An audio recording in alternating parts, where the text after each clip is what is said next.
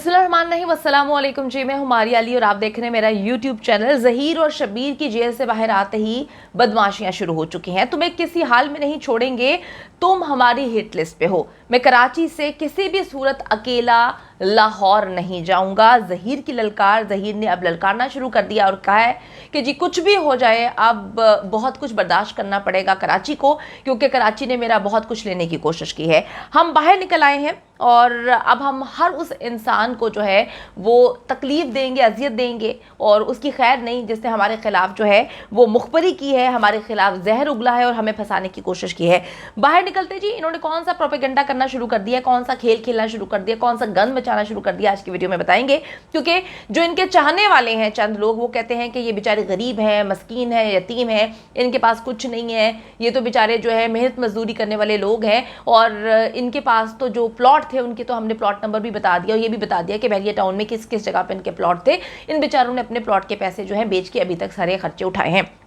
Plot ना हो गए, कारून का खजाना हो चुका है, कारून का खजाना भी खत्म हो जाता है, तो ये कौन से प्लॉट है। तो वीडियो को आपने आखिर तक जरूर देखना है ताकि आपको इल्म हो सके कि अब ये किस किस को ललकार रहे हैं, किस किस को धमकियां दे रहे हैं और कौन से ऐसे लोग हैं जिनको डरा कर जो है चुप कराने की कोशिश कर रहे हैं। अच्छा जी, ज़हीर और शब्बीर जेल की हवा तो खा चुके हैं, अंदर रह भी चुके हैं, तकरीबन 15 दिन ये वहां पर रहे हैं, लेकिन ना इनके तेवर बदले हैं और ना ही जो है इनके इरादे बदले हैं। क्योंकि हमने अक्सर सुना है कि जब किसी को सही करना होता है, कोई छोटे मोटे चोर उचक्के होते हैं या गलत काम करने वाले होते हैं, तो पुलिस कहती है कि एक बार जेल की हवा लगेगी तो बड़े बड़े सीधे हो जाते हैं। लेकिन ये कैसे लोग हैं जो ना सीधे हुए हैं, ना इनके एटीट्यूड में कोई चेंज आया और ना ही इन्होंने जो है धमकियां देना बंद कर दी। तो इसका मतलब ये है कि इनको पता है कि हमारा बाप एक बैठा हुआ है जो मुसलसल करोड़ों रुपया अभी तक लगा चुका है, तो हमें बीच रास्ते में नहीं छोड़ेगा। क्योंकि उस बाप को भी पता है कि अगर ज़हरा काज़मी वालिदैन के पास चली जाती है तो उसके भी सारे के सारे जो है पोल खुल जाएंगे। अच्छा जी, बाहर आते ही इन्होंने एक बार फिर से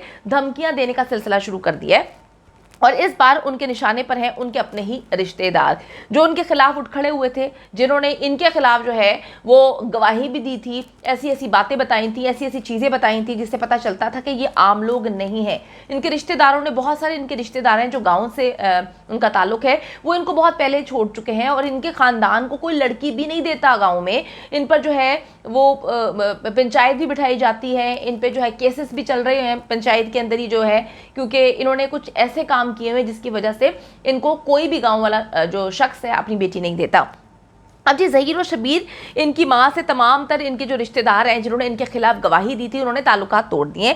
माली टब्बर की अगर हम जराइम की बात करें तो इनकी लिस्ट जो है वो बहुत लंबी है। उनके अपने ही रिश्तेदार इनसे महफूज नहीं है, ये अपने रिश्तेदारों को ही जो है तकलीफ देते हैं, अजियत देते हैं। अब आपने यहाँ से स्टोरी को बड़े गौर से सुनना है और समझना है। अगर आप ये बात समझ जाएंगे तो आपको इल्म हो जाएगा कि एग्जैक्टली अब हो क्या रहा है, ये किस तरह से धमकियां दे रहे हैं। क्योंकि धमकियां तो इन्होंने एवीसीसी के दफ्तर में बैठ के दी थी, मतलब पुलिस के एक महकमे के अंदर बैठ के ये मेहदी अली काज़मी को जब धमकी दे सकता है वहां पर बुला सकता है। छिल्लड़ सा ये है, इसकी हालत देखें तो ऐसे लगता है कि इसको जो है बंदा हिलाए तो इसके अंदर से जो है खून ना निकले। छिल्लड़ सा ये आदमी है, तो इसके पास इतनी जो है पावर, इतनी हिम्मत कहाँ से आ गई कि किसी की बेटी को ये कराची से उठा के लाहौर ले जाता है और ये बड़ा अपने आप को लैला मजनू वाली दास्तानें रकम करने की कोशिश में लगा हुआ है। तो ना इसकी शक्ल से लगता है देख कर कि ये मजनू है, ना इसकी शक्ल से ये देखता है कि ये लगता है कि जी ये जो है मोहब्बत किसी से निभाएगा। ये मामला तो कुछ और ही हैं जो आगे चलकर खुल तो जाएंगे, लेकिन अभी ये नाटक करने की कोशिश करें। तो अब आपने यहां से बड़े गौर से बात को समझना है। अच्छा जी, ज़हीर और शब्बीर का एक तीसरा भाई है कदीर, जिसको पुलिस ने इन्वेस्टिगेशन करने के लिए जो है बुलाया था, उससे इन्वेस्टिगेट किया गया, लेकिन उसको छोड़ दिया गया क्योंकि वो ज़रा बागी किस्म का है, इनके साथ नहीं रहता। तो ये सोच के पुलिस ने छोड़ दिया कि इसका कोई लेना देना नहीं होगा। लेकिन खून तो खून होता है, खून जो है वो पानी में तब्दील तो नहीं होता इतनी जल्दी। तो अगर ज़हीर और शब्बीर और उनकी माँ परेशानी में होंगे तो डेफिनेटली जो खून है वो वापस आएगा, मदद करेगा। पुलिस ने इसको छोड़ दिया, इससे ज़्यादा कहानी नहीं पूछी थी कदीर से।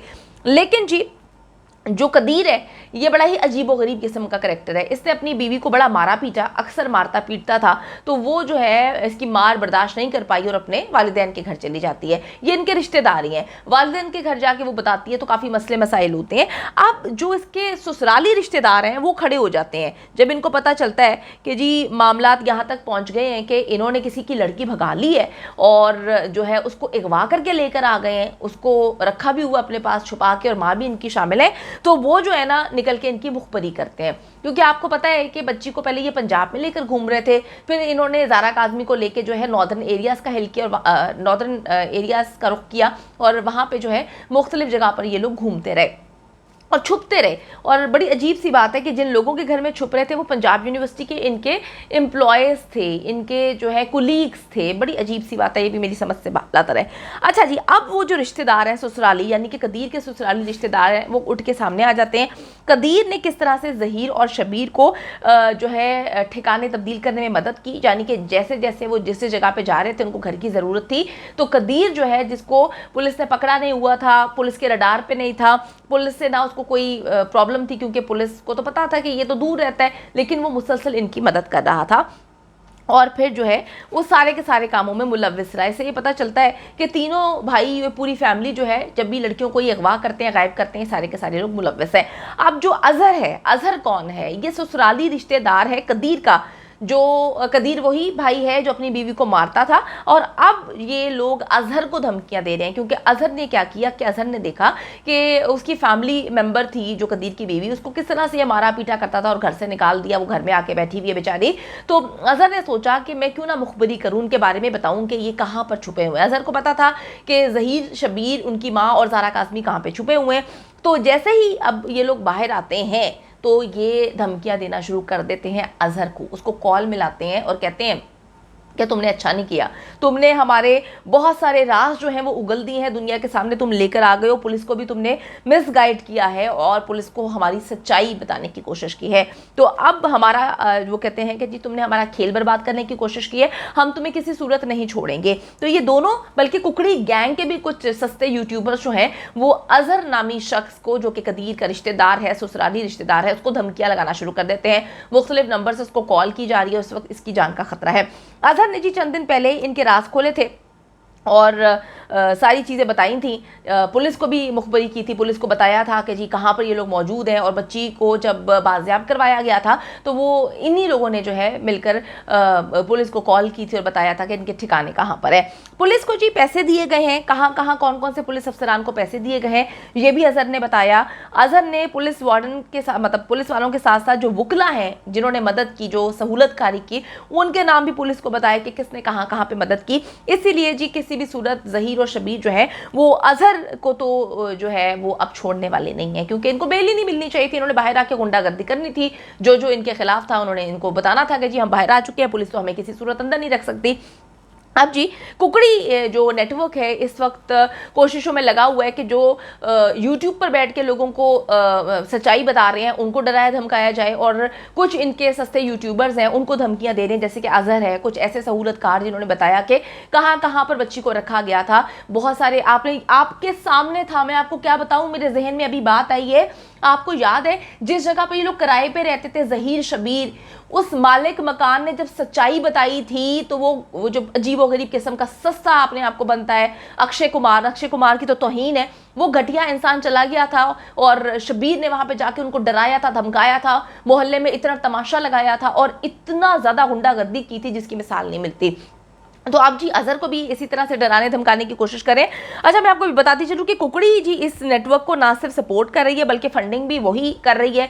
बाहर के ममालिक से जितने भी पैसे आ रहे हैं वो कुकड़ी के अकाउंट में आ रहे हैं, कुकड़ी उनको ले रही है, 10-10 हज़ार की अपील करती है। और अब आप देखें कि अजहर ने जी इनकी असलियत बताने के साथ साथ ये भी बताया था कि बच्ची कहाँ पर थी, कौन कौन इस सारे के सारे मामले में मुलव्विस था, किस किस ने सहूलतकारी की थी और कौन सा रिश्तेदार जो है इनके साथ मिला हुआ था। तो अब जी अजहर को ये परेशान करना शुरू कर चुके हैं।